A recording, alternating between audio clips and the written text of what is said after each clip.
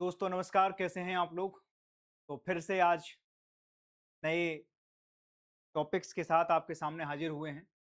तो सबसे पहले हमारा जो पहला टॉपिक है, आयुर्वेदिक के लिए ग्लोबल रोड मैप हमने तैयार किया। और आयुर्वेद के लिए क्या, आयुर्वेद की सबसे पहले तो शुरुआत हुई कहाँ से? क्या इसका इतिहास रहा है? क्यों हम इसको इतना ज़्यादा महत्व दे रहे हैं? और विज़न 2047 जो हमारा है कि 2047 तक विकसित भारत का जो हम लक्ष्य लेके चल रहे हैं, उसमें आयुष या आयुर्वेद किस तरीके से अपनी भूमिका निभा सकता है दुनिया के लेवल पे, उसको भी हम यहाँ प्रमोट कर रहे हैं। हमारा ट्रेडिशन मेडिसिन सिस्टम जो था, उसको हम कैसे आगे लेके चल रहे हैं। तो ये बहुत बड़ी सॉफ्ट पावर एक हम अपने आप में मानते हैं और इन चीज़ों को लेकर हम दुनिया में जाएँगे। और वो किस चीज़ के रूपरेखा के तहत जाएगा? तो विज़न 2047 जो भारत का विकसित भारत होने का जो लक्ष्य है, उसके तहत हम इसको एक रोड मैप बना के चल रहे हैं। तो सबसे पहले तो आयुष का मतलब क्या होता है? तो आयुष मंत्रालय की जो स्थापना हुई, तो सबसे पहले कहाँ कब हुई? 2014 में हुई, है ना? 2014 में इसकी स्थापना हुई और 9 सितंबर 2014 को इसकी रूपरेखा रखी गई। और आज आयुष का मतलब आप मान लीजिए इसमें आयुर्वेद भी है, योग भी है। आप इस तरीके से समझिए कि आयुष, है ना? ये देखिए आयुष,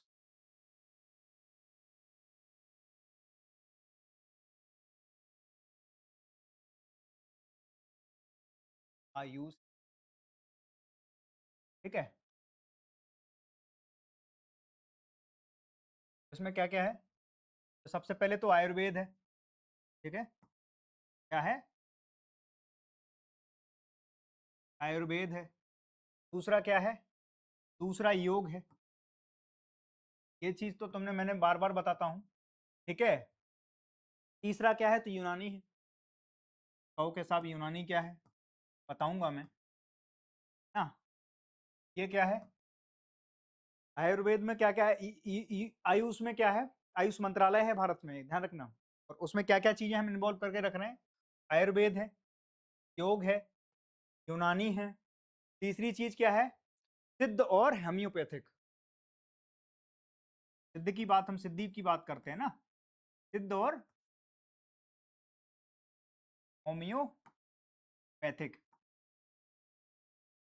ठीक है? इन 5 चीज़ों से मिलकर हमारा क्या बनता है? हम सारी चीज़ें लेके चल रहे हैं। होम्योपैथिक और जो वेस्टर्न मेडिसिन सिस्टम है वो उसको क्या कहते हैं हम? उसको कहते हैं एलोपैथिक। बात समझ में आई? तो ये सारी चीज़ें हम लेके चल रहे हैं, ठीक है? तो आयुष के तहत हम क्या कर रहे हैं? आयुर्वेद का एक हमने रोड मैप तैयार किया, जिसमें क्या हुआ? नीति आयोग ने अपनी रिपोर्ट प्रस्तुत करी, ठीक है? 2 जुलाई 2026 को। उसमें कौन-कौन थे? नीति आयोग के अध्यक्ष थे। नीति आयोग के अध्यक्ष इस समय कौन है? तो अशोक कुमार लाहिड़ी जी हैं। दूसरे आदमी कौन थे? आयुष मंत्रालय के सचिव थे। वो कौन से हैं? वैद राजेश कोटेचा, ठीक है? वो भी इस मीटिंग में थे। और इस पूरी की पूरी रूपरेखा को उन सब लोगों ने 2000 किसके तहत? 2047 का जो हमारा विकसित भारत बनने का जो लक्ष्य है, के तहत, अब चूंकि विकसित भारत तो सब पैमाने देखने पड़ेंगे ना। ये ऐसी तो चीजें है नहीं कि विकसित भारत रातों रात कोई चीज है जो चमत्कार हो जाएगा, नहीं, वो हमें करना है। जो कुछ भी करना है हमें करना है। और कैसे करना है? तो वो एक रोड मैप के थ्रू करना है कि हम अगले 5 साल में क्या करेंगे, उसके बाद अगले 10 साल में क्या करेंगे, अगले 15 साल में क्या करेंगे, अगले 2047 तक हमारे क्या क्या लक्ष्य हैं, हम कितने कदम चलेंगे, हमारी टाइमिंग उन कदमों को चलने की क्या रहेगी। बात समझ में आई? तो इस तरीके से यहाँ पर हम लोगों ने काम किया है, ठीक है? आयुष मंत्रालय के सचिव हमने बताया कौन थे? वैद राजेश कोटेचा जी थे। अशोक कुमार लाहिड़ी जी जो हमारे नीति आयोग के अध्यक्ष हैं, वो इस पूरे रोड मैप में थे। वो विजन क्या था कि विकसित भारत 2047 के विजन के साथ ये पूरा का पूरा कार्यक्रम क्या हुआ है? जुड़ा हुआ है, ठीक है? इसमें हमने 3 पिलरों पे बात करी। देखो, आयुर्वेद को वैश्विक स्तर तक एक विश्वसनीय और सुलभ और एकीकृत स्वच्छ समाधान के रूप में स्थापित करने के लिए हमारा रोड मैप क्या है? सबसे पहले रोड मैप में हमने चीजें डाली, हमारी अवेलेबिलिटी है कि नहीं है। ठीक है, क्या डाला हमने? उपलब्धता। उपलब्धता में क्या क्या है? आयुर्वेद सेवाएं, जो हमारी सर्विसेज हैं आयुर्वेद की, वो क्या हैं? वो लोगों तक पहुंच पा रही हैं कि नहीं पहुंच पा रही हैं? हम दुनिया को, अपने आप को कैसे रिप्रेजेंट करेंगे? अगर हमारे यहाँ आज सबसे ज्यादा एलोपैथी का बोलबाला है, तो उसमें सबसे बड़ी भूमिका क्या है कि अंग्रेजों ने हमारे ऊपर कितने साल राज किया था? कई दशकों तक, एक सदियों तक हमारे ऊपर राज किया गया।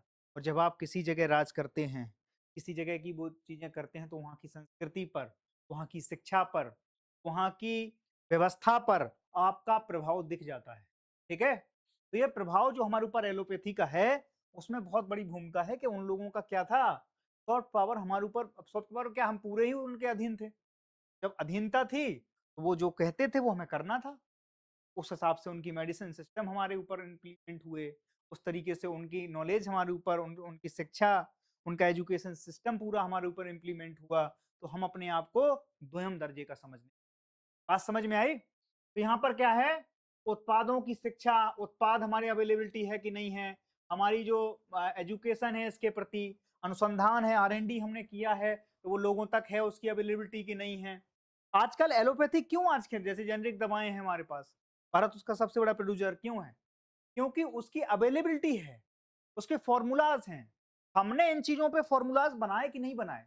क्योंकि दुनिया हमेशा क्या देखेगी? आपके फॉर्मूला देखेगी, आपकी R&D देखेगी, रिसर्च एंड डेवलपमेंट आपने उस क्षेत्र में कितना कर रखा है, आपके क्या रिजल्ट हैं। दुनिया केवल किन चीजों को देखेगी? उन चीजों को। तो आपके पास, और ये आई कहां से? तो दो चीजों में बहुत ज्यादा हमें इसका इतिहास जो है, वो चरक संहिता, जो महर्षि चरक थे, उन्होंने चरक संहिता में इन सब चीजों का विवरण किया कि नीम की पत्ती को आम की पत्ती के साथ मिला के खाओ तो ये हो जाता है। अगर ये सब गोल की पत्ती खाओ तो क्या हो जाता है? पेट साफ हो जाता है। ठीक है, एलोवेरा खाओ तो क्या हो जाता है? एलोवेरा के लड्डू बनाकर खाओ, एलोवेरा को स्किन पे लगाओ तो स्किन पे क्या हो जाएगी? आपकी स्किन में, त्वचा में निखार आने लग जाएगा।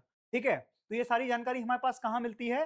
तो पौराणिक जो हमारे ग्रंथ हैं, जिनमें चरक संहिता है, दूसरी है सुश्रुत संहिता जिसको बोलते हैं, तो ऐतिहासिक रूप से हमारे पास वो जो ग्रंथ हैं वो मौजूद हैं। तो बेस क्या है हमारा? एक तो चरक संहिता और एक सुश्रुत संहिता। ठीक है, उनके आधार पे हमने क्या किया? आयुर्वेद का विस्तार किया। उसको लेकर आज हम 2026 में स्थिति में हैं कि हम दुनिया को वो सारी चीजें क्या कर रहे हैं, उनमें हम रिसर्च डेवलपमेंट किए, उनमें बहुत सी चीजें बनाने के लिए एक मंत्रालय भी, मतलब गवर्नमेंट की सीरियसनेस इस बात से बनती है, उसके लिए एक पूरा का पूरा डेडिकेटेड क्या बनाया? मंत्रालय बना दिया, जिसका नाम क्या है? आयुष मंत्रालय। उसमें क्या क्या चीजें हमने बताई आपको? तो आयुर्वेद है, योग है, यूनानी है, सिद्धि है और होम्योपैथिक। ठीक है, ये सारी चीजें हमने क्या की? उसमें इंक्लूड कर दी। ठीक है, तो इसमें क्या क्या है? तो इसकी सबसे पहले तो अवेलेबिलिटी क्या है? हमारे यहाँ जो शिक्षक हैं आयुर्वेद के, वो अवेलेबल हैं दुनिया भर में कि नहीं? हमारी एजुकेशन सिस्टम पहुंच रहा है कि नहीं पहुंच? हमारे अनुसंधान क्या है इसके प्रति? R&D हमने कितना किया, रिसर्च कितना किया इसके पूरे क्षेत्र में, वो लोगों तक गए हैं कि नहीं गए? तो उनकी अवेलेबिलिटी हमें करानी पड़ेगी, तब जाके हमें क्या मिलेगी? मान्यता मिलेगी। कुशल आयुर्वेद डॉक्टरों, स्वास्थ्य कर्मियों की उपलब्धता को बढ़ाना, उच्च गुणवत्ता वाले आयुर्वेद उत्पादों की वैश्विक आपूर्ति श्रृंखला में सुदृढ़ करना। अब मान लो हमारे पास, कल मैंने आपको GI टैग जिसको मिला था, क्या था वो? सी बकथोन था। अब सी बकथोन कहाँ? लद्दाख के क्षेत्र में पाया जाता है। अब आप ये समझिए कि अगर वो आयुर्वेद में क्या है, उसमें विटामिन सी पाया जाता है, विटामिन सी के बाद क्या पाया जाता है? उसमें ओमेगा 3 भी पाया जाता है। अब ये सारी चीजें हैं, पर दुनिया को आपको बताना पड़ेगा, उसमें R&D करनी पड़ेगी कि साहब हमारे यहाँ ये हर्ब पाई जाती है, ये हमारे यहाँ जड़ी बूटी है, उस जड़ी बूटी का क्या काम है, वो कितने दिन में काम करती है, किन किन चीजों पे वो, उनके साइड इफेक्ट क्या हैं, उसके इफेक्ट क्या हैं, ये सारी चीजें अपन को दुनिया को दिखानी पड़ेंगी। और जब आप इस चीज को दुनिया के सामने प्रूव कर दोगे, तो आपकी एक्सेप्टेबिलिटी बढ़ जाएगी। बात समझ रहे हो? आपको लोग स्वीकार करने लगे। बात समझ रहे हो? आगे वही चीज आएगी, आपकी स्वीकारता। दूसरा पिलर क्या है? स्वीकारता। स्वीकारता कहां से निकलेगी? जब आप यहां खड़े उतर जाएंगे। बात समझ में आ गई आपके? तो जब आप इन चीजों पर, इन पैमानों पर खड़े खड़े उतर जाएंगे, यहां पर अग्नि परीक्षा पास कर लेंगे, आप अपने मन से सोचिए, हमारे पास एक पूरी की पूरी सांस्कृतिक धरोहर है। हम उसके बाद भी दुनिया को ये साबित नहीं कर पाए कि हम इस तरीके से हैं। आप जाइए, मोदी जी अभी गए थे, कहाँ गए थे? हाल ही में इंडोनेशिया में गए थे। वहाँ एक शिव मंदिर है, 1200 साल पुराना शिव मंदिर है। हमारी पहचान है भाई, हमारे आधिपत्य रहे हैं वहाँ तक। तो आप ये सोचिए कि हमारी सांस्कृतिक झलक वहाँ तक दिखती है। शिव मंदिर में क्या-क्या है? विष्णु जी हैं, ब्रह्मा जी हैं, क्या नाम से गणेश जी की मूर्तियाँ हैं और उनकी तो करेंसी पे भी गणेश जी छपे हैं। तो आप ये मान के चलिए, इंडोनेशिया दुनिया का सबसे बड़ा मुस्लिम बाहुल देश है। के बाद भी वहाँ पर क्या है? वहाँ पर इस तरीके से चीज़ें, और हमारी ये धरोहर, ये केवल आप इसको धर्म के एंगल से नहीं जोड़ सकते हो। आप इसको संस्कृति के एंगल से जोड़ते हो, क्योंकि आप इस समय जो है प्रिपरेशन किस चीज़ की कर रहे हो? यूपीएससी की। यूपीएससी कभी भी वो एंगल ही नहीं लेगा। वो आपसे सांस्कृतिक एंगल से पूछना चाहेगा, अच्छा आपके यहाँ अगर लाल किला है, तो उसको क्या धरोहर के एंगल से आप देखोगे? क्या आपकी जो सांस्कृतिक धरोहर उसके एंगल से देखोगे? आप धर्म के एंगल से तो नहीं देखोगे। हमारे यहाँ झंडा फहराया जाता है। हम ये नहीं कह सकते हैं कि क्या है ये, प्रो गवर्नमेंट किस चीज़ की है, राइट विंग है, लेफ्ट विंग है। नहीं, देश की धरोहर, वो हमारी साझा विरासत है। बात समझ में आई? तो यहाँ पर हमको क्या करना है? इन पैमानों पे खरा उतरना है। और जब हम इन पैमानों पे खरे उतर जाते हैं, तब हमारी क्या बढ़ जाती है? एक्सेप्टेबिलिटी बढ़ जाती है, हमारी स्वीकारता बढ़ जाती है। हम किन-किन चीज़ों पर? आर-एन-डी पे खर्चा करेंगे, आर-एन-डी रिसर्च करेंगे, और जब वो चीज़ लेके दुनिया में जाएँगे, तो दुनिया फिर नतमस्तक हो जाएगी कि साहब आपके पास क्या है? तो तुम, आपके पास क्या है? आपके पास तो सर वो वाली जड़ी-बूटियाँ हैं कि जिनको घाव पे लगा दो तो रातों रात आप ठीक हो सकते हैं। हमारे पास हिमालयन क्षेत्र में, ट्रांस हिमालयन क्षेत्र में कई ऐसे हर्ब पाए जाते हैं जो दुनिया में हैं ही नहीं। और दुनिया में क्या हो रहा है, मैं आपको एक अंदर की बात बता सकता हूँ। खैर ये पेपर से इसका कोई लेना-देना नहीं है, लेकिन आपकी समझ के लिए बहुत ज़रूरी है। वहाँ से लोग आते हैं, कहाँ से? वेस्ट से। अब आप सोचिए, कई यूनिवर्सिटियाँ हैं, वो क्या कर रहे हैं? उन्होंने कहा पीएचडी करना है वहाँ। पीएचडी करना है तो क्या है, वो रिसर्च क्षेत्र क्या कर लेते हैं? हिमालयन क्षेत्र। अब वो बने रहते हैं, यहाँ पे पड़े रहते हैं, खा रहे हैं, पी रहे हैं, स्कॉलरशिप पे डले हैं। 6-6 महीना, 1-1 साल तक कहाँ जंगलों में घूम रहे हैं। वहाँ कोई ऐसी चीज़ मिल जाती है, तो वो कहाँ उसके ऊपर रिसर्च पेपर करते हैं। कई उन्होंने आर-एन-डी करी, वहाँ सोचो हमारे देश में आकर वो आर-एन-डी कर हमारी हर्ब्स को क्या कर रहे हैं? पेटेंट करा ले रहे हैं। है ना? इंटेलेक्चुअल प्रॉपर्टी राइट घोषित कर दे रहे हैं वो। चीज़ें हमारे यहाँ हैं, इंटेलेक्चुअल प्रॉपर्टी राइट कहाँ पहुँच गया? वो पहुँच गया साहब स्वीडन में, वो पहुँच गया इंग्लैंड में, वो पहुँच गया फ्रांस में, वो पहुँच गया यूएसए में। क्यों? क्योंकि हम अपने आर-एन-डी, अपनी चीज़ों को पहचान ही नहीं रहे हैं। हम अपने आप को आज भी दोयम दर्जे का समझते हैं, जबकि हमें ऐसा नहीं करना चाहिए। हमें सबसे पहले तो हमारे यहाँ क्या है उसको एक्सप्लोर करो ना। अगर कोई चीज इसमें रखी है, हमारी जो धरोहर है, अगर वो इस तरीके से है, तो उसमें क्या कर सकते हैं हम? उसमें हम क्या करेंगे? रिसर्च कर सकते हैं। मान लो कि चरक संहिता में कोई चीज लिखी है कि नीम की पत्ती की गोली बना के सुबह-सुबह खाने से पेट साफ रहता है, आपको बुखार नहीं आएगा, तो हमें क्या दिक्कत है? हम प्रैक्टिकल करके देख लेते हैं। अगर वो है तो वो दुनिया को बता देंगे कि साहब केवल नीम की गोली बना के खा जाइए। नागदोन के पत्ते से क्या हो जाएगा? फोड़ा मिट जाएगा अगर आपको हो रहा है फुंसी फोड़ा। अच्छा, नागदोन के पेड़ की जो जो वो क्या नाम से वो पत्ती निकलती है, उसको आप कर सकते हैं ना रिसर्च और डेवलपमेंट, इसमें क्या चीज़ें हैं, ये क्या एंटीसेप्टिक का काम करती हैं, इससे क्या इम्यून सिस्टम बढ़ता है, वो सारी चीज़ों पे हमें क्या करने हैं, हमें सबसे पहले रिसर्च और डेवलपमेंट करना है। अनुसंधान और नवाचार को बढ़ावा देना, जो लास्ट है उसको क्या करना, वैज्ञानिक प्रमाण सृजित करना, ये चीज़ दुनिया में जाती है ऑथेंटिफिकेशन। ठीक है? अब क्या है दूसरा पिलर जो इन्होंने बनाया रोड मैप का, वो है एक्सेप्टेबिलिटी। आयुर्वेद को वैश्विक स्वास्थ्य प्रणाली में स्वीकारता और विश्वसनीय बनाना। अब इसका रीजन क्या है कि हम अपने जो पैरामीटर हैं उनको इस तरीके से गढ़ेंगे ताकि दुनिया में उनकी स्वीकारता बढ़ जाए। हमारे पैरामीटर क्या रहेंगे? तो हमारे पैरामीटर उस तरीके से रहेंगे, हमारी जो लैब्स होंगी वो दुनिया की टॉप लैब्स होंगी, जिनमें हम अपनी क्या कर रहे होंगे? आयुर्वेद का अनुसंधान कर रहे होंगे। हम आयुष मंत्रालय के तहत इस सारे के सारे इंफ्रास्ट्रक्चर को क्या कर रहे हैं? अभी रीड कर आर-एन-डी पे पैसा खर्च करके उन चीजों में आगे बढ़ रहे हैं। बात समझ में आई आपके? तो सारी चीजें क्या हैं? सबसे पहले अवेलेबिलिटी, दुनिया में हमारे डॉक्टर्स अवेलेबल हों, हमारे इंफ्रास्ट्रक्चर अवेलेबल हो, हमारे रिसर्च पेपर अवेलेबल हो, हमारी जो सप्लाई चेन है पूरे आयुर्वेद की वो कहां पर हो, दुनिया में उसकी और सुदृढ़ता बढ़े। सबसे पहले हमें अवेलेबिलिटी पे ध्यान देना है रोड मैप के हिसाब से। दूसरी चीज क्या है कि हम अपनी एक्सेप्टेबिलिटी पे भी ध्यान दें कि साहब हम अपने इस स्तर पर काम करें कि थोड़ा सा दुनिया के पैरामीटर को हम मैच करें। बात समझ में आई? तो दो चीजों पे हम काम कर रहे हैं। तीसरा पिलर क्या है कि प्रचार। इसका सबसे पहले क्या है? प्रचार। कहावत है बिजनेस के उसमें कि प्रचार आय का साधन है। लेकिन प्रचार जब तक आपकी सॉफ्ट पावर नहीं बने, आज सोचिए दुनिया में भारत की सॉफ्ट पावर ये है कि हमने पड़ोस को खूब पीटा, लेकिन हम बता नहीं पाए कि साहब हम पीटे। अगला केवल पैसा खर्च करके ये बता पाया कि साहब हम पिटे तो हैं, लेकिन हमने उनको भी बहुत मारा। केवल किस चीज में? कि उनने केवल पैसा खर्च इस बात के लिए कर दिया कि साहब हम पिटे तो हैं, लेकिन देखो आंसू नहीं आए हमारे। हमने दुनिया भर में सैटेलाइट इमेज थी हमारे पास, लेकिन हम दुनिया को ये बताने में सक्षम रहे कि साहब हमने किसी आदमी का न केवल का इतिहास बना दिया, बल्कि पड़ोसी का भूगोल भी बिगाड़ दिया है। लेकिन दिक्कत यह है कि हमारी सॉफ्ट पावर के लिए हमारे पास सिंगल चैनल नहीं है ग्लोबल। देखिए आप, यूरोप का चैनल है, हम कई बार देखते हैं, उन्होंने छोटी सी रिसर्च पब्लिश करी। किसने? बीबीसी एक चैनल है, बीबीसी एक रिसर्च पब्लिश कर दे, हमारे यहाँ कितनी हेडलाइंस बन जाती हैं।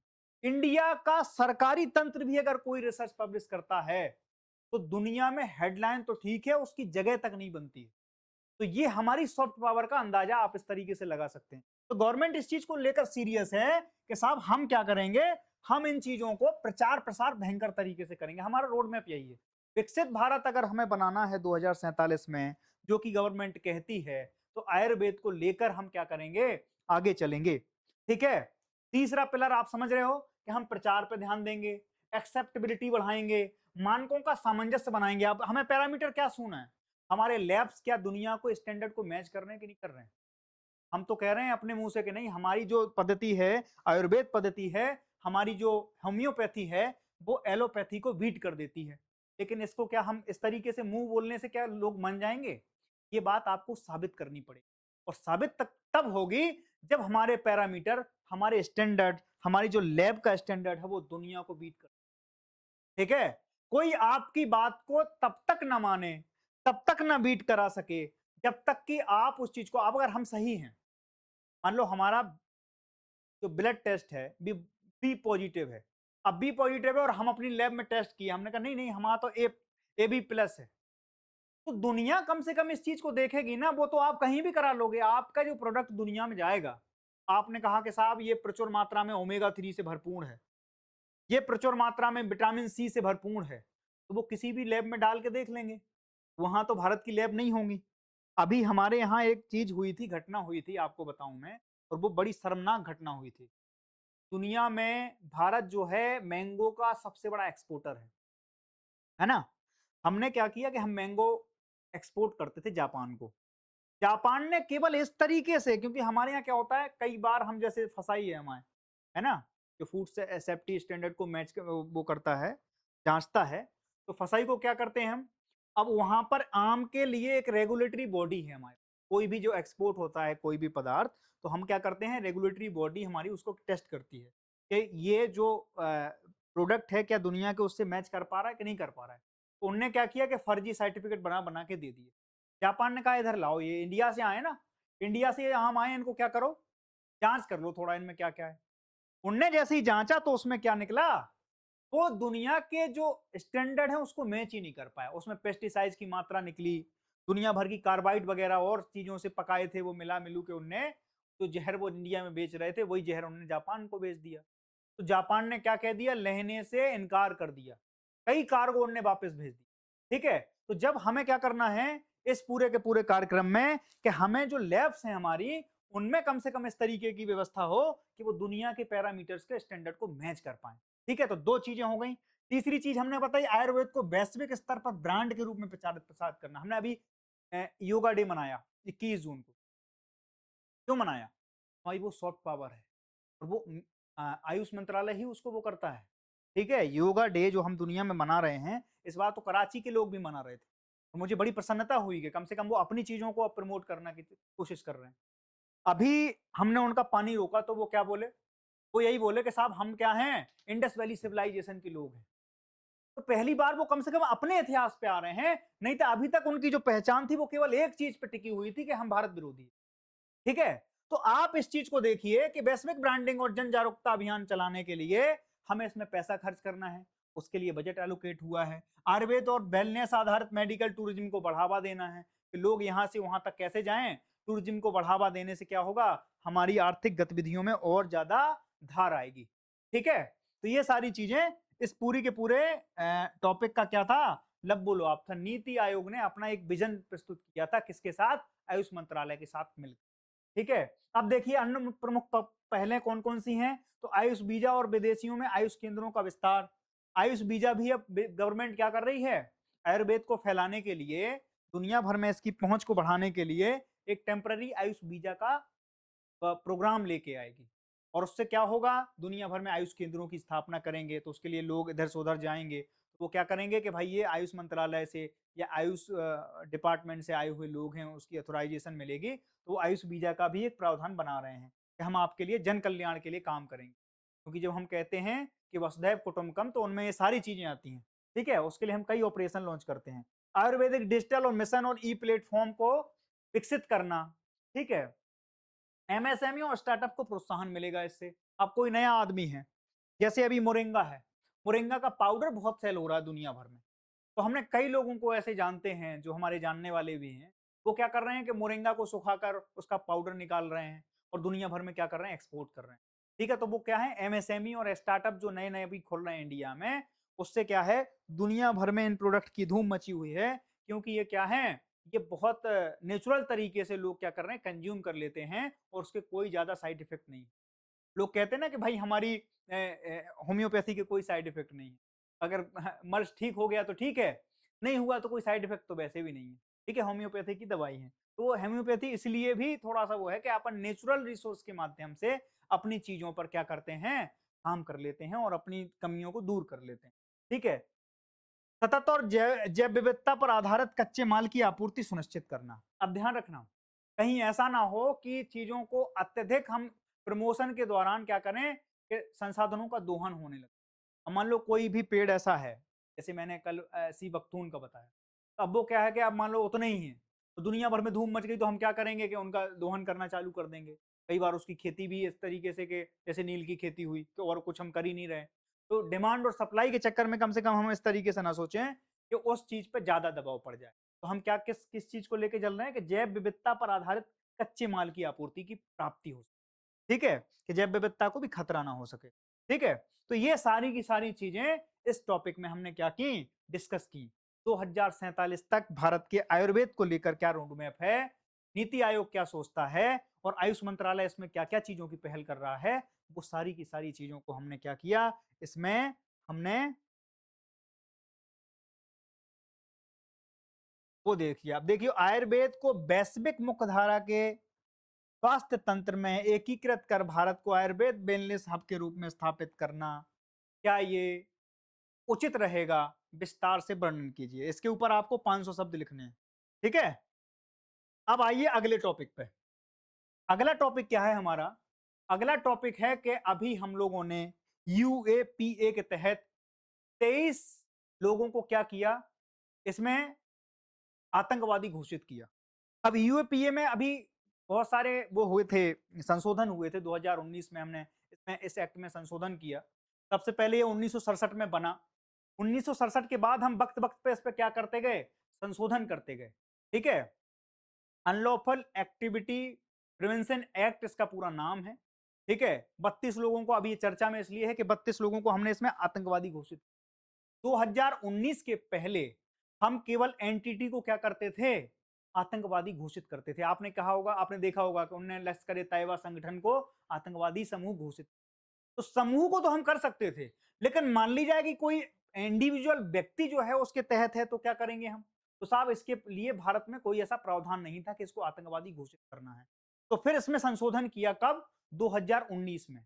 इसकी सेक्शन 35 के तहत हमने इंडिविजुअल आदमी को भी शेड्यूल 4th में डालकर इसको क्या किया और कड़ा बना दिया। और इसके तहत हम अब इंडिविजुअल आदमी को भी यूएपीए के तहत क्या कर सकते हैं, इसके आतंकवादी घोषित कर सकते हैं। इसकी कुछ मुख्य चीजें देख लेते हैं। यूएपीए क्या है? अनलॉफुल एक्टिविटी प्रिवेंशन एक्ट 1967 में बना।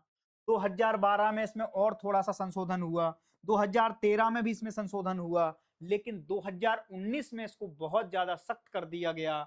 और ये किस लिए काम आता है? तो भारत की आंतरिक सुरक्षा को बनाए रखने में इसकी महत्वपूर्ण भूमिका है।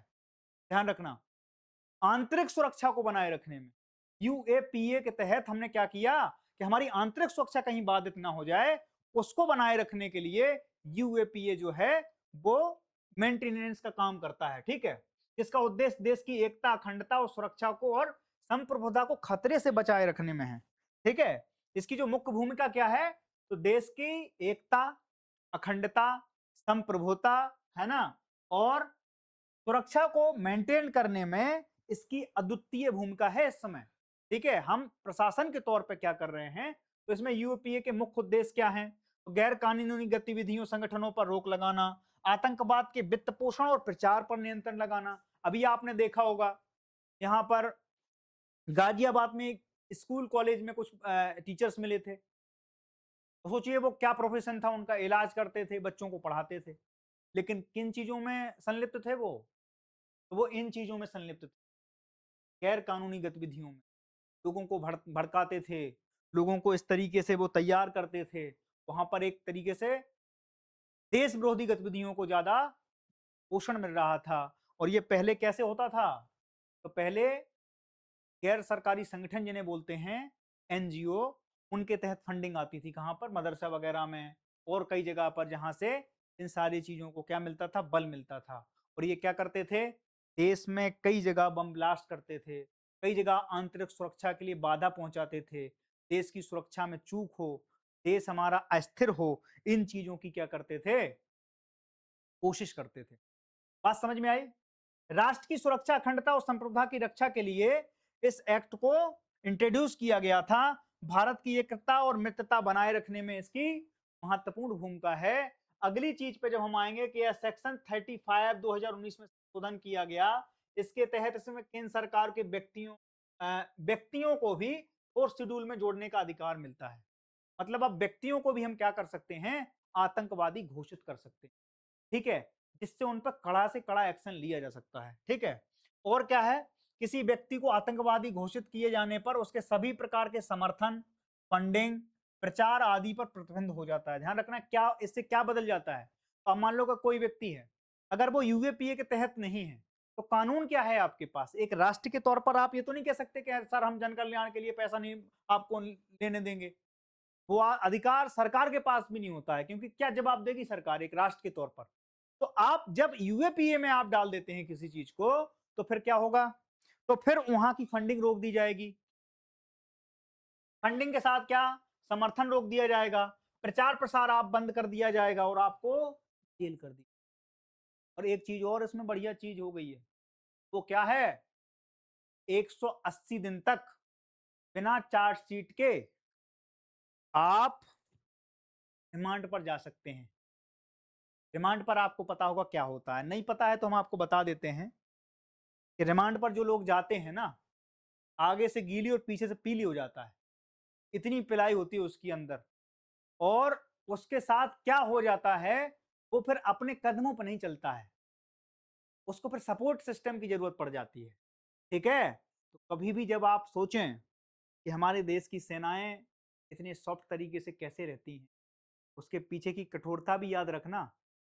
कभी भी देश के प्रति इस तरीके की चीजें जेहन में तक मत लाना, क्योंकि अगर कभी किसी दिन रिमांड पे आ गए आप, तो फिर आप जीवन में उन चीजों को याद कर रहे होंगे जो आपको याद आ भी नहीं रही होंगी।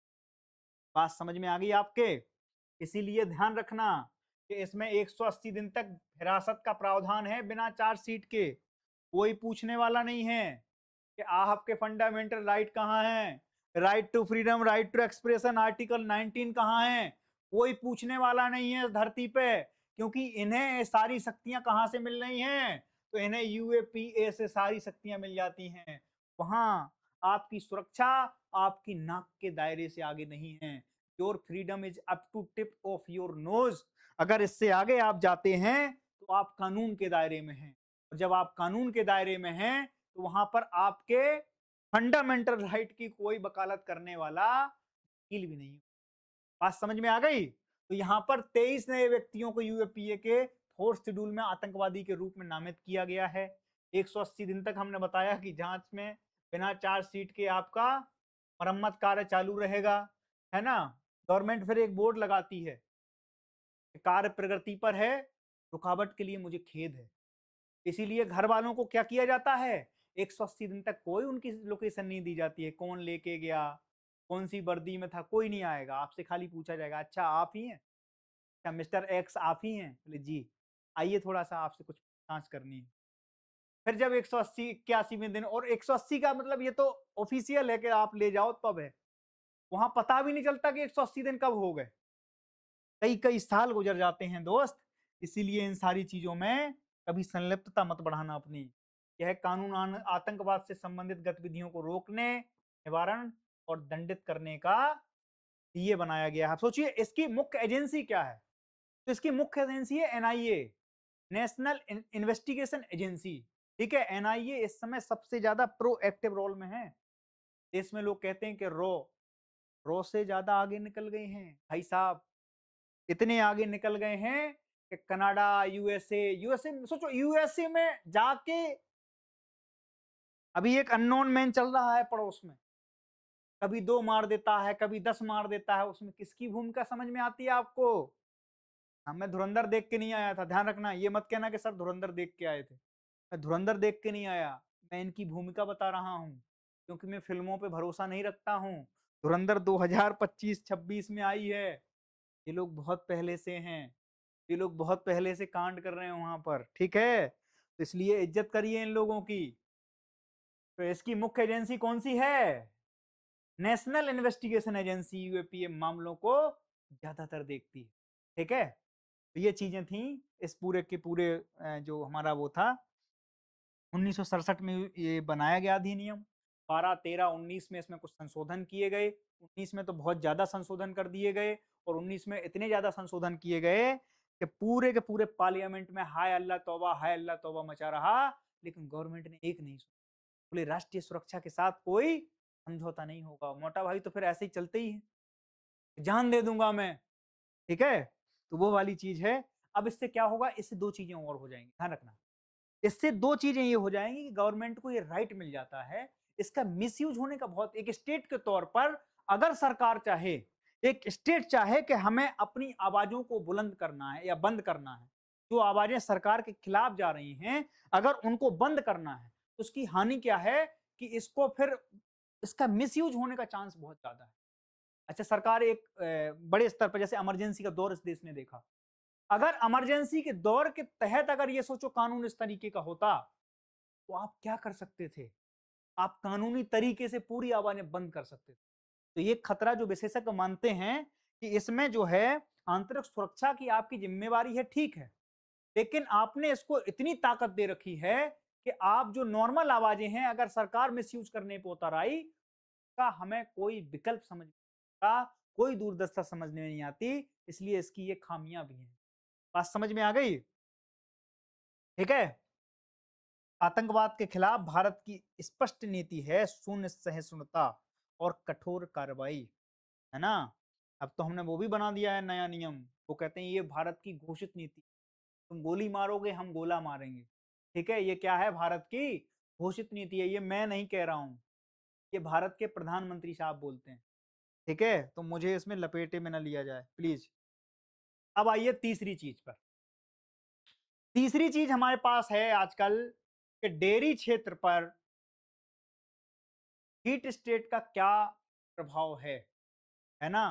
अभी जो इतनी ज्यादा तापमान बढ़ा हुआ है, तो इसका हमारे जो गौवंश हैं, जो हमारा डेयरी सेक्टर है, पर क्या प्रभाव पड़ रहा है, उसके बारे में हम क्या कर रहे हैं, उसके बारे में आपको जानकारी दे रहे हैं। सरकार का ऐसा मानना है कि आर्द्रता और प्लस नमी जो है, और उसके साथ जो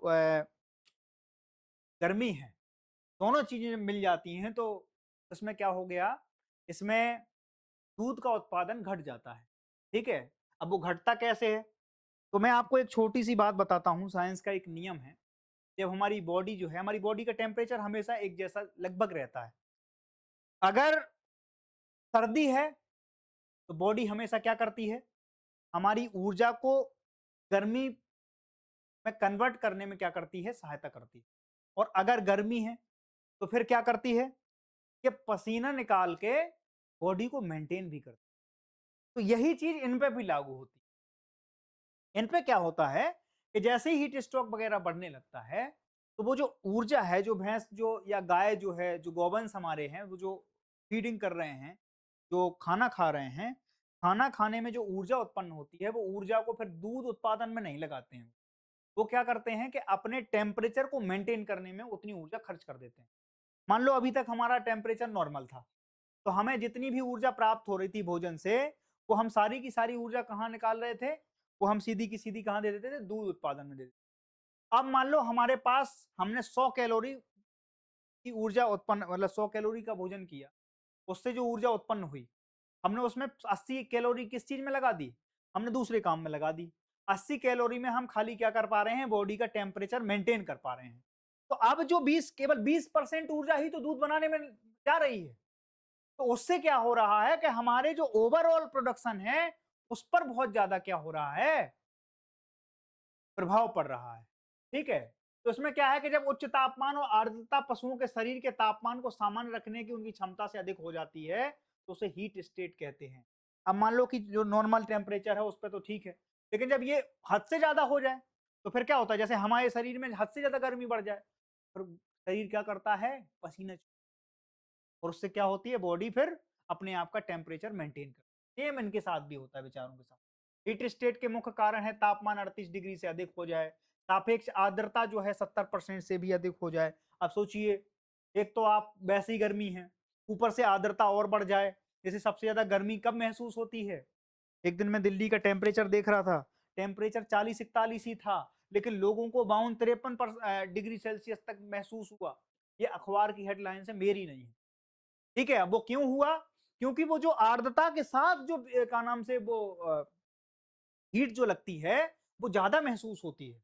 आपने तभी देखा होगा, आप मई की गर्मी झेल जाते हैं, लेकिन आपको जुलाई अगस्त में जो गर्मी लगती है वो बहुत ज्यादा लगती है। क्यों? और आपके यहाँ पंखा चले, कूलर चले, एसी चले, पता चला ऊपर से पंखा चल रहा है, कूलर चल रहा है, एसी चल रही है, और पता चला कि पसीना अलग आ रहा है। तो वो क्या होता है? आर्द्रता जो है उसमें मिक्स होती है पूरे के पूरे उसमें ना। और खराब वेंटिलेशन, छाया की कमी, जलवायु परिवर्तन से हीट हीट वेव की आवृत्ति में वृद्धि। अब हीट वेव क्या हो रहा है? बढ़ रहा है। आवृत्ति क्यों बढ़ रही? जलवायु परिवर्तन हो रहा है। अब जब जलवायु परिवर्तन बार बार हो रहा है, तो उसमें क्या हो रहा है कि टेम्परेचर इंक्रीज हो रहा है।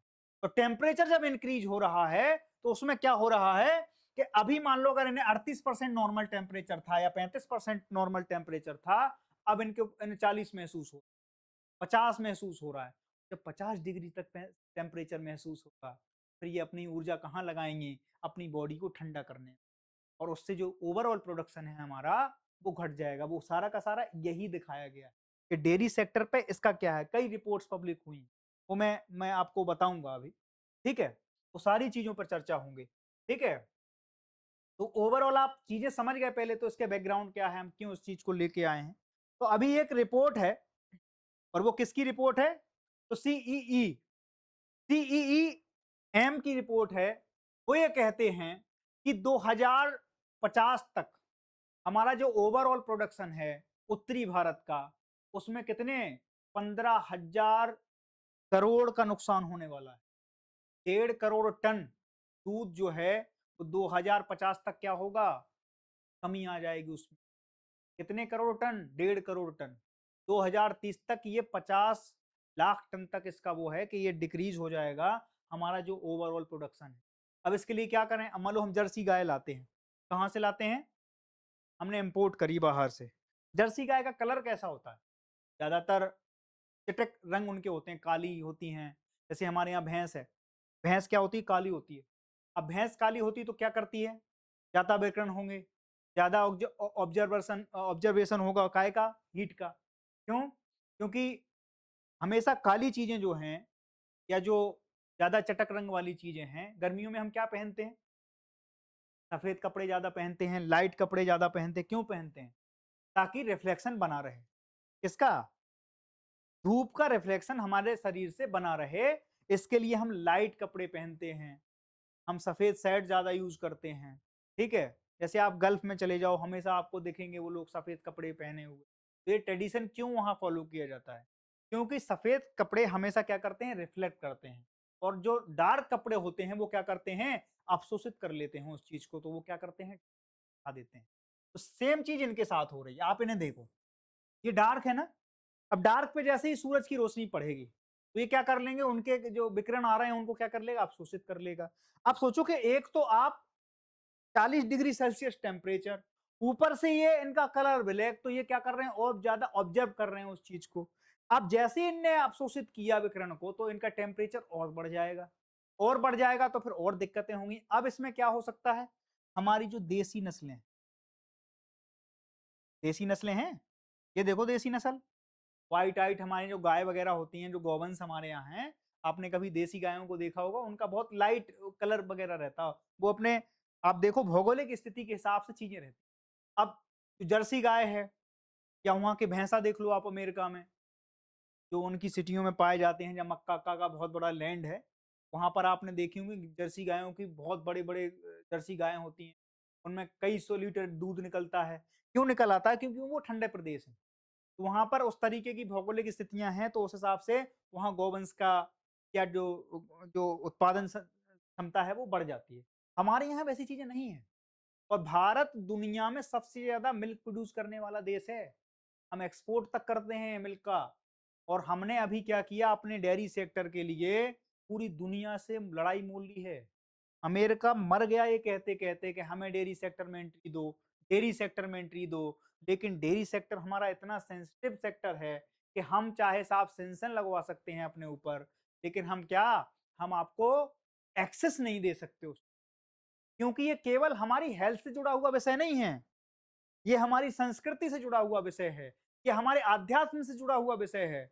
अब वहां पे क्या कह रहे थे कि साहब हमारी चीज, हमारे प्रोडक्शन, हमारे मिल्क को इंडिया में जगह दे दो, ट्रम्प साहब का यही तो कहना था। हम दे देते, क्या दिक्कत थी? लेकिन दिक्कत ये थी कि वहां पर जो गाय भैंसों का जो प्रोडक्शन है, उसको बढ़ाने के लिए हम क्या कर रहे थे? हम कुछ ऐसी चीजों का मिश्रण उन्हें खिलाते हैं वहां के हिसाब से, जो भारत में चीजें एक्सेप्ट नहीं की जाती। क्योंकि हम अपनी पूजा के लिए भी उसी दूध का उपयोग करते हैं, हम चरणामृत बनाने के लिए उसी दूध का उपयोग करते हैं, तो हम इस चीज को एक्सेप्ट नहीं कर सकते। बात समझ में आई? तो दूध और डेयरी सेक्टर हमारे यहाँ बहुत सेंसिटिव चीज का मुद्दा है। समझ में आई? और डेयरी सेक्टर में सबसे ज्यादा भूमिका, अभी सहकारिता मंत्रालय की एक रिपोर्ट पढ़ेंगे हम। इसके तो मंत्रालय जो है वो अमित शाह जी के पास है। और वो क्यों लिया गया? क्योंकि गुजरात के किसान जो हैं उस पूरे के पूरे इकोसिस्टम से जुड़े हुए हैं। ठीक है, तो वो मंत्रालय उन्होंने अपने पास ही रखा है। ठीक है, कोऑपरेटिव सोसाइटियां, कोऑपरेटिव मंत्री, है ना, वो सारे के सारे उस चीजों में हम अभी देखेंगे, थोड़ी देर में ही देखेंगे। ठीक है, और उन लोगों ने अभी जो उनका 5वीं वार्षिक वो थी, उसमें उन्होंने 2 ही चीज़ों पे ज़्यादातर फ़ोकस किया। एक तो एग्रीकल्चर पे किया और दूसरा डेयरी सेक्टर पे किया। तो डेयरी सेक्टर पे इस बार क्वेश्चन बनने की ज़्यादातर संभावना है। गर्मी में भैंसों पर ज़्यादा असर होता है। देखो मैं अभी बता रहा था क्यों होता है, मैंने उसके पीछे की साइंस बताई आपको। ठीक है, भैंसों के शरीर गहरे रंग के होते हैं, जो ज़्यादा गर्मी सोखता है और हीट डिसिपेंशन जो है वो कम होता है। और गंभीर मामलों में 20 से 30% तक की गिरावट है दूध में। अत्यधिक हीट स्टेट की स्थिति में दूध उत्पादन कितना गिर जाता है? 20 से 30% प्रोडक्शन गिर जाता है। और मैं वही बता रहा हूं, एक रिपोर्ट तो ये भी कह रही है हमारे सामने कि वर्तमान में हीट संबंधी तनाव के कारण भारत का लगभग 32 लाख टन दूध का नुकसान हो रहा है। ठीक है, और ये बढ़ने की कितनी संभावना है? मैंने बताई 1.5 करोड़ टन। ठीक है, और 32 लाख टन में ही हमें कितना नुकसान हो रहा है? हमें हो रहा है लगभग 2600 करोड़ रुपए का नुकसान। और अगर 1.5 करोड़ टन ये अगर मामला पहुंच गया नुकसान का, तो हमें इसके बारे में कुछ ना करना पड़ेगा। इसीलिए गवर्नमेंट क्या कर रही है? ये सारे की सारी चीजें चला रही है, बहुत सी चीजें चला रही है। हमारे क्षेत्रीय गौवंश की रक्षा के लिए कई मिशन चलाए जा रहे हैं। ठीक है, अब सोचिए council of energy environment and water की रिपोर्ट के अनुसार 5 दशकों में जलवायु परिवर्तन के कारण कितना दूध घट जाएगा, तो दूध के प्रोडक्शन में जो कमी आएगी वो 25% तक आ जाएगी 5 दशक, और सदी के अंत तक जाते जाते ये कमी कितनी हो जाएगी, 45% तक जा सकती है। आप सोचिए कितनी सेंसिटिव इंफॉर्मेशन आपको बता रहा हूं। ठीक है, आप सोचो 45 पर सदी के अंत तक जनसंख्या बढ़ रही होगी, और हमारा दूध का प्रोडक्शन क्या हो रहा होगा, हमारे दूध के प्रोडक्शन में लगभग 45% तक की कमी आ रही होगी। तो हमें उसको देखते हुए अभी से चीजों को क्या करना पड़ेगा, काम करना पड़ेगा। बात समझ में आ गई? तो ये सारी चीजें थी।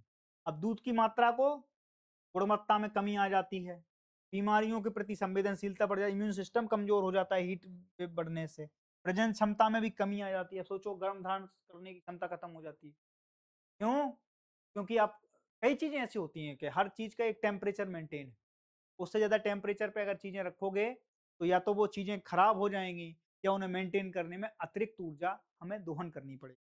ठीक है, चारे का सेवन कम हो जाता है, वजन घट जाता है, आर्थिक नुकसान बढ़ जाता है। बात समझ में आई? तो डेयरी सेक्टर पर हीट स्टेट स्टॉक का क्या प्रभाव है वो मैं आपको अभी चर्चा कर रहा था।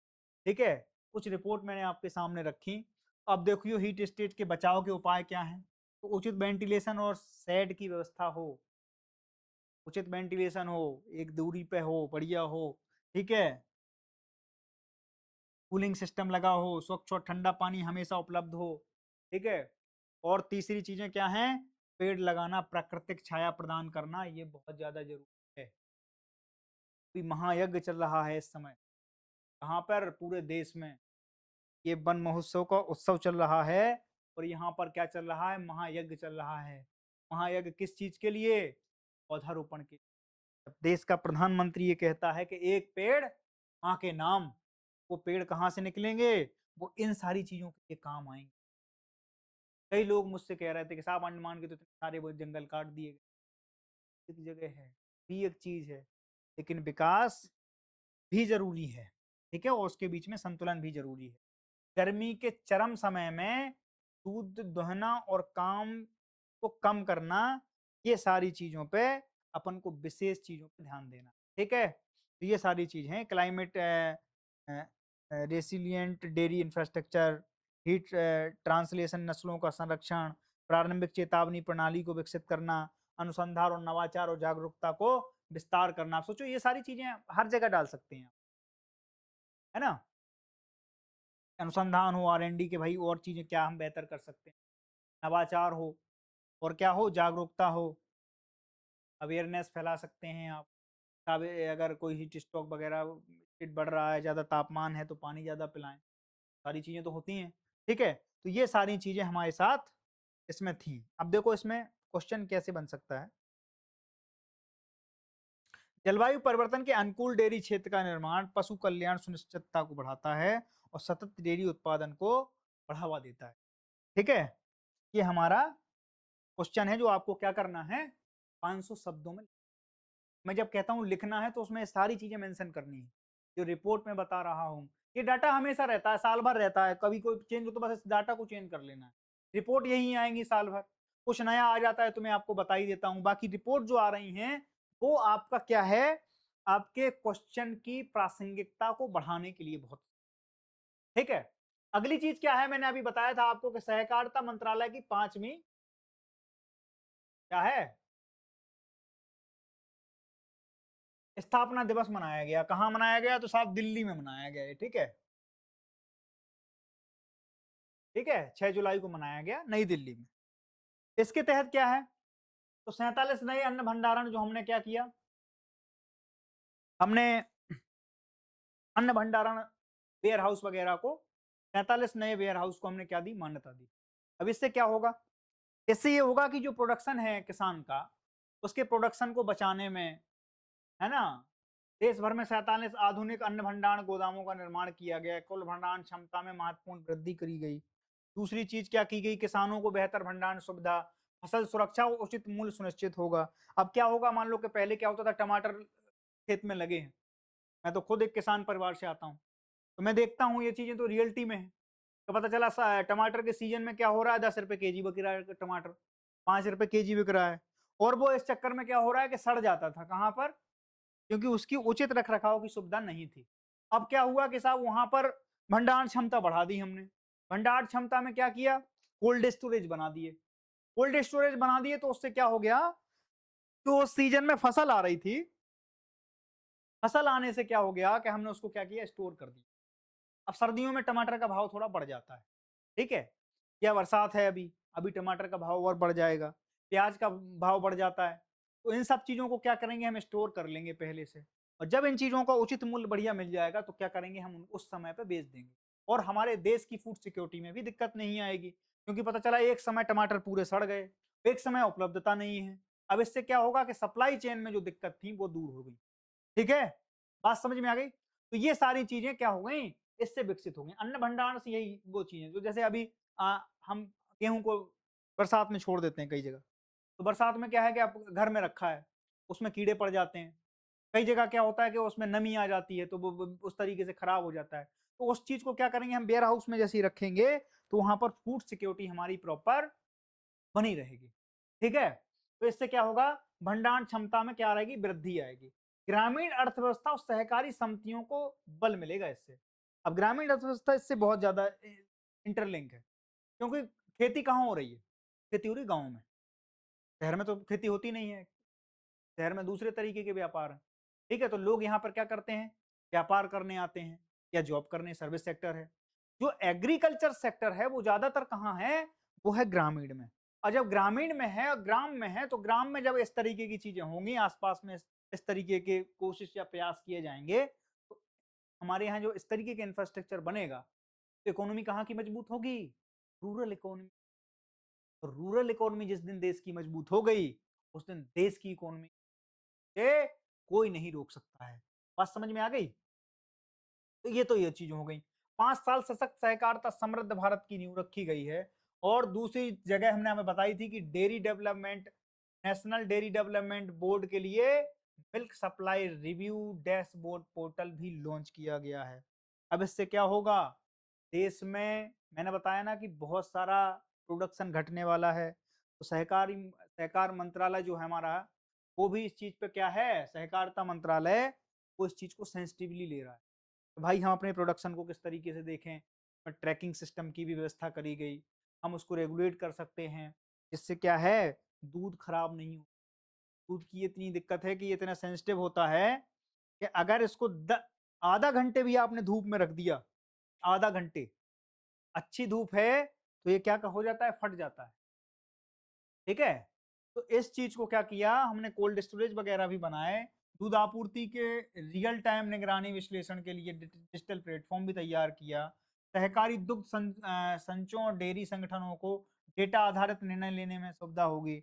अब मान लो कि हमने ये डेटा हम लोग पब्लिश कर रहे हैं, इस समय हीट वेव बढ़ रही है, तो वो क्या करेंगे, वो अपने पशुओं को पानी रखेंगे, शेडिंग-एडिंग करेंगे, वो उन पे कूलर-वूलर की व्यवस्था करेंगे, पंखे की व्यवस्था करेंगे, ताकि वहाँ पर थोड़ा ठंडक मेंटेन हो सके। तो इन सारी चीज़ों का क्या है, प्रोडक्शन में कमी नहीं आए। जितना हम उन चीज़ों को सुखद मोड़ दे सकते हैं, वो देंगे। बात समझ में आ गई? ट्रांसपेरेंसी, दक्षता, अकाउंटेबिलिटी, है ना? एफिशिएंसी, दुग्ध उत्पादन, संग्रहण और आपूर्ति श्रृंखला को और अधिक सुदृढ़ करने का काम करेंगे। दोनों जगह हम यही कर रहे हैं।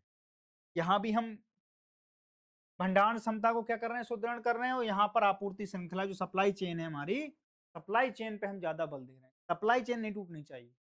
ठीक है? इससे दूध का संकट पैदा ही ना हो। ठीक है? ये सारी चीजें हैं। महत्व क्या है कि सहकारिता को बढ़ावा देकर आर्थिक विकास और सामाजिक समावेशन की ओर बढ़ता है। किसान की आय में वृद्धि होती है, क्योंकि सरकार का एक लक्ष्य किसान की आय दोगुनी करनी भी तो है। दोगुनी करने के लिए सारी चीजें अल्टरनेट हैं। और सोचो, किसान खेती कर रहा है, खेती के साथ-साथ 10 भैंसें पाल रखी हैं उसने, 10 गाय पाल रखी हैं, तो ये किसान की अतिरिक्त आय का स्रोत भी तो बन रहा है, कि नहीं बन रहा है? पता चला कि एक 10 बीघा खेत है उसके पास, आधा बीघा में उसने क्या कर दिया, ज्वार लगा दिया, 10 भैंसें ले लीं, और भैंसों के लिए लोन भी कौन दे रहा है? सरकार दे रही है। टीन शेड के लिए पैसा भी कौन दे रहा है? तो सरकार दे रही है। हमें केवल क्या करना है, प्रोडक्शन लाकर ही तो देना है, और प्रोडक्शन का पैसा भी सरकार देगी जब तुमसे दूध लेगी तो। बात समझना। तो अगर आप में थोड़ा सा भी एवरेज चीजें चल रही हैं दिमाग में, तो आप इस तरीके से भी अपने आप को यूटिलाइज कर सकते हैं और मिनिमम इनपुट से मैक्सिमम आउटपुट ले सकते हैं हर जगह।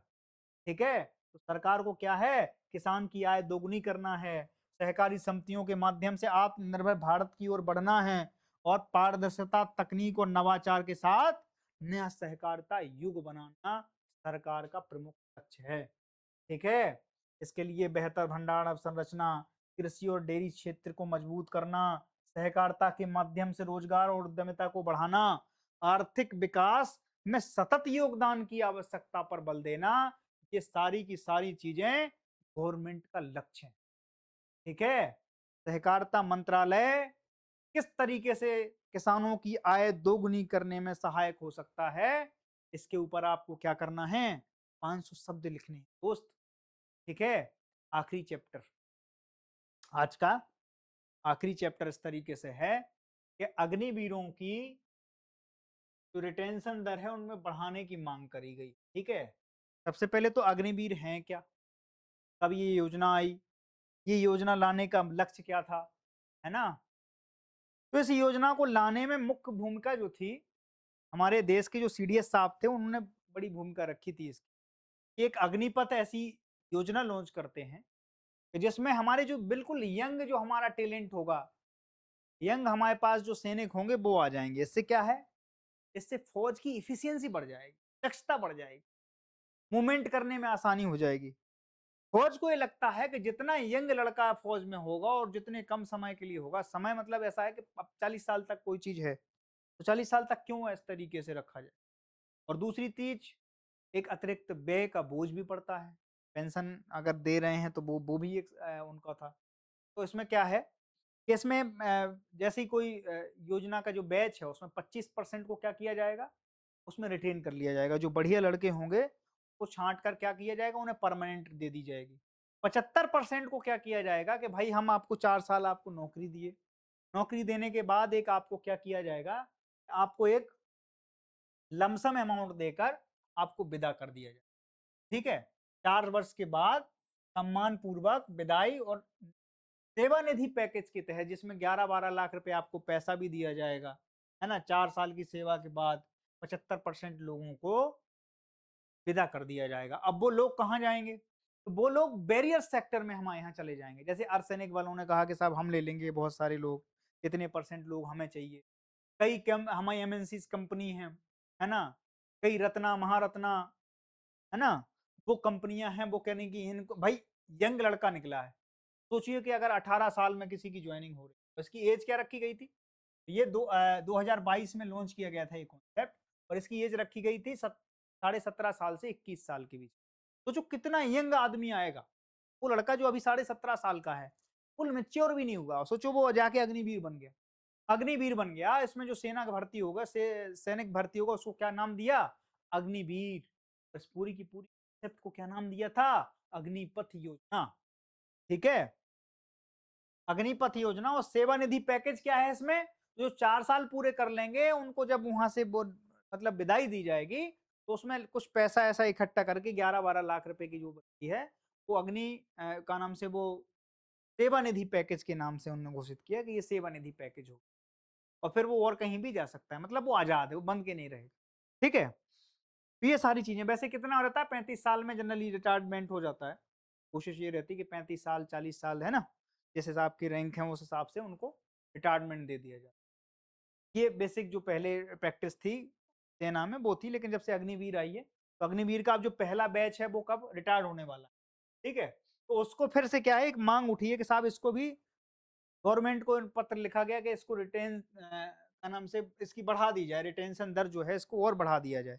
आप 25% की कह रहे हैं कि 25% रिटेंशन देंगे, इसको 50 कर दो, 75 कर दो, 25% ही जो बेले लड़के हैं उनको आप जाके रिटायरमेंट दे दीजिए, बाकी 75% या 50% लोगों को इसमें रख लीजिएगा। ठीक है, तो ये अभी एक वो उसी लिए ये है, चर्चा में है। 2022 को एक अग्निपथ योजना जो है 14 जून को लागू हुई। द्वितीय तिमाही पहली भर्ती जो थी वो 2023 में हुई, बैच जो ट्रेनिंग पे गया। जो 2023 में गया तो वो कब होगा रिटायर्ड? वो रिटायर्ड हो रहा है 27 में, 26-27 में लगभग। ठीक है, तो अब जब 27 में रिटायर्ड होगा तो रिटायरमेंट के बाद तो नहीं इस चीज के ऊपर बातचीत करी जाएगी, तो रिटायरमेंट के पहले ही बातचीत करी। ठीक है, तो उसके लिए एक पत्र लिखा गया है। 2027 में पहली बैच का कार्यकाल पूरा होगा। रिटेंशन पर निर्णय अपेक्षित है। ठीक है, अब गवर्नमेंट इस पर क्या निर्णय देगी वो तो गवर्नमेंट बताएगी। सेनाओं की मांग रिटेंशन दर बढ़ाने के कारण प्रशिक्षण पर उच्च निवेश। एक अग्निवीर पर 20 से 25 लाख तक का प्रशिक्षण खर्च आता है। ठीक है, अनुभव और कौशल। 4 साल में अग्निवीरों को ऑपरेशन अनुभव, तकनीक, दक्षता और अनुशासन मिलता है। मानव संसाधन स्थिरता। बार बार भर्ती और प्रशिक्षण की आवश्यकता कम होती है। युद्ध की तैयारियां और यूनिट की निरंतरता के लिए अनुभवी कर्मियों की आवश्यकता होती है। एक्सपीरियंस होल्डर नहीं होंगे ये लोग। तो 4 साल के लिए गए थे, वो क्या नहीं होंगे? वो एक्सपीरियंस होल्डर नहीं होंगे। तो ऐसा है कि मांग की जो मुख्य वे है कि भाई इनको और थोड़ा-सा समय दो, और उसमें कई चीज़ों पे विचार चल रहा है। कुछ लोग कह रहे हैं कि इन्हें वैसी ही तरीके से 50% लोगों को रिटेंशन कर दीजिए, 25 की जगह 75% लोगों को रिटेंशन दे दीजिए। कुछ लोगों कह रहे हैं कि 4 साल से ये पूरा का पूरा टेन्योर 10 साल बढ़ा दीजिए। ठीक है, तो अलग-अलग तरीके के चीज़ें अलग-अलग तरीके से प्रस्तुत की जा रही हैं। अब सरकार इस पे क्या है, वो फाइनल डिसीजन सरकार का है। ठीक है? प्रदर्शन आवश्यकता आधारित लचीला रिटेंशन मॉडल है। ठीक है, कुशलता आधारित विशिष्ट भूमिकाओं का समायोजन है। सेवा विस्तार का विकल्प प्रदान करना है। सारी चीजें समझ रहे हो आप? सशक्त, सक्षम और आधुनिक भारत की सेनाएं युवा शक्ति अनुभव के सही संतुलन से ही भविष्य की चुनौतियों का सामना करेंगी। ठीक है, सशक्त, सक्षम, आधुनिक भारत की सेनाएं युवा शक्ति और अनुभव के सही संतुलन से ही भविष्य की चुनौतियों का सामना करेंगे। गवर्नमेंट का मानना यह था कि 25% लोगों को हम एक्सपीरियंस होल्डर बना देंगे, 75% इनके साथ लगा देंगे। तो अब जो 25% लोग हैं वो तो वैसे ही सेना है ना। 75% जो हम कम कर रहे हैं वो केवल इसलिए कर रहे हैं कि भाई जो नए लड़के आएंगे उनको बंदूक बंदूक चला के और बिल्कुल युवा बना के उन चीजों में देख लिया जाएगा, उनके मतलब उनके अम्ब्रेला के नीचे इन बच्चों को ट्रेंड किया जाए। ठीक है, तो गवर्नमेंट का अपना तर्क है, लोगों का अपना तर्क है। अब देखना है कि इस पे गवर्नमेंट वो निर्णय क्या लेगी। इसकी चुनौतियां क्या हैं? योजना की मूल भावना और युवा अवसर संतुलन है। रक्षा बजट पर दीर्घकालिक वित्तीय प्रभाव है। सेना निवृत्ति एवं पदोन्नति पर अवसंरचना पर असर है। भविष्य की भर्ती आवश्यकताओं को पर प्रभाव भी पड़ सकता है इसका। तो ये सारे के सारे इस पर क्या हैं? ये सारी चुनौतियां भी तो हैं। ठीक है, तो ये सारी चीजें हमने आज इसके माध्यम से देखी हैं।